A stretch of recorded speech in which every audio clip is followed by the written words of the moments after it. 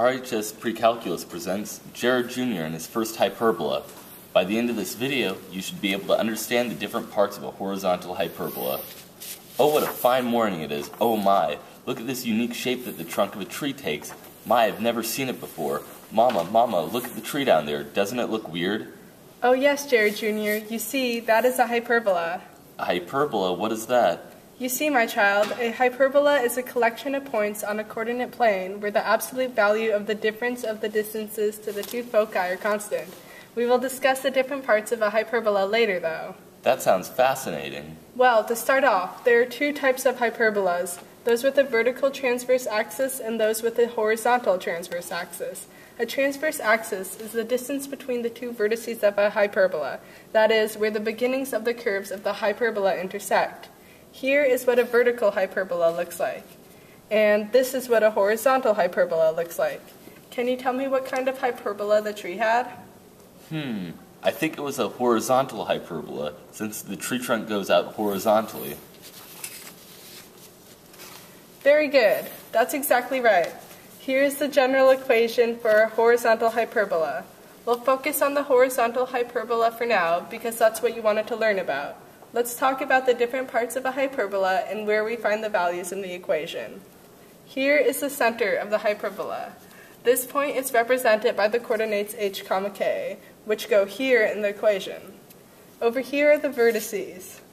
They signify the intersection of the two curves of one side of the hyperbola and are represented by the points h plus or minus a, k.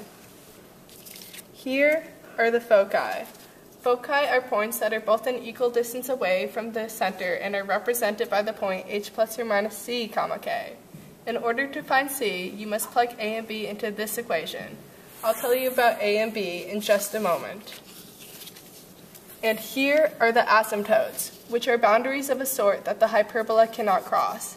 These are important because they determine how you should draw the hyperbola.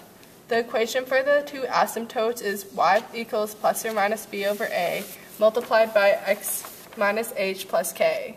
In a horizontal hyperbola, a represents the run of the asymptote slope and the distance from the center to the vertices. B simply is the rise for the slope. This is pretty cool. Let's give it a try. The equation of the tree is x squared over 9 minus y squared over 16 equals 1. Alright, because we know that the bottom point is all squared, let's square root it to find a and b. Now we know that a is 3 and b is 4. That's how the run is 3 and the rise is 4 for the asymptote. Since the center of the graph is 0, 0, the top part of the equation is merely x squared minus y squared.